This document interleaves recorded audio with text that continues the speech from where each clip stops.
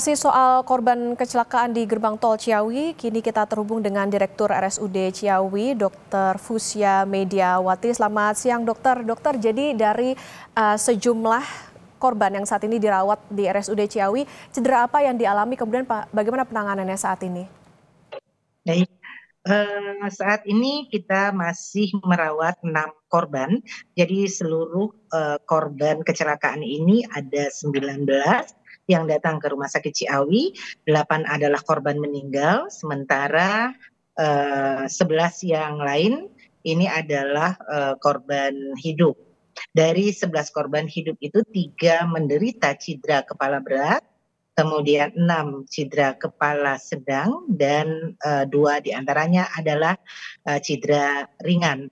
Dari 11 korban hidup yang datang ke Ciawi, 5 sudah bisa dipulangkan, dan saat ini kami masih merawat 6 orang pasien dengan 3 cedera kepala berat dan 3 cedera sedang.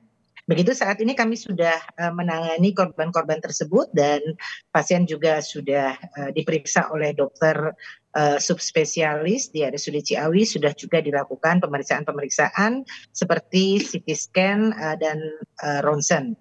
Dan juga sudah diberikan penanganan sesuai dengan kondisi pasien. Demikian, Mbak.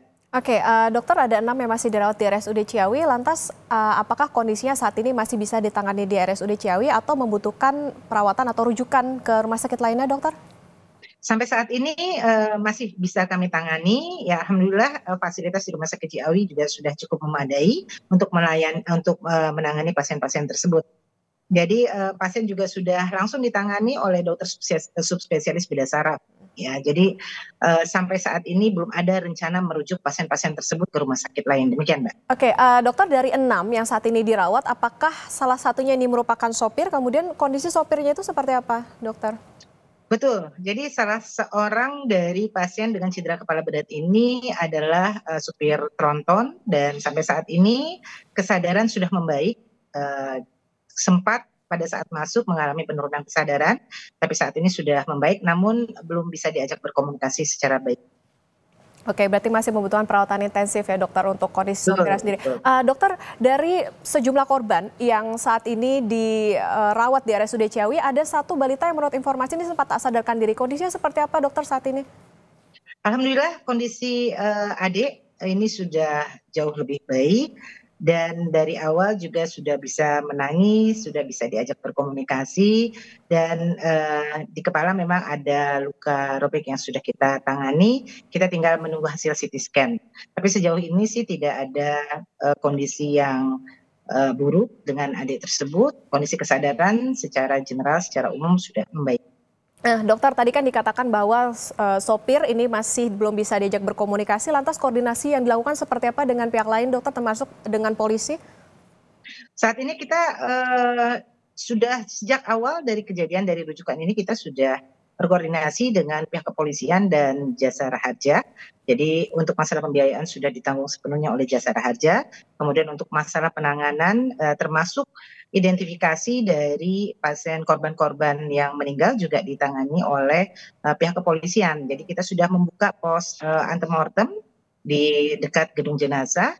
Di sana kita menerima pasien-pasien, bahkan kami menunggu kehadiran dari keluarga pasien yang merasa kehilangan keluarganya dengan membawa identitas dari pasien tersebut, termasuk kalau memang ada pasien tersebut sudah pernah berobat gigi, jadi data giginya, kemudian juga data selain identitas yang lain, KTP dan sebagainya, ini juga ditunggu untuk mengidentifikasi pasien-pasien korban meninggal gitu. Jadi koordinasi tetap sudah kami lakukan dari awal, Mbak. Oke, dibuka posko antemortem, berarti untuk sekarang sudah ada berapa keluarga atau kerabat dokter yang sudah ke RSUD Ciawi untuk memberikan data-data dari antemortemnya itu? Sampai saat ini baru ada 5 keluarga pasien yang melakukan laporan kepada posko dari antemortem tersebut, sedang di cross check nanti oleh tim dari antemortem dengan kondisi jenazah. Oke, itu dibukanya sampai kapan, dokter? Kita sampai saat ini kita masih terus menerima, jadi belum ada batas waktu kita tutup. Selain itu juga Rumah Sakit Ciawi juga melalui call center RSUD Ciawi juga membuka layanan 24 jam di nomor call center 08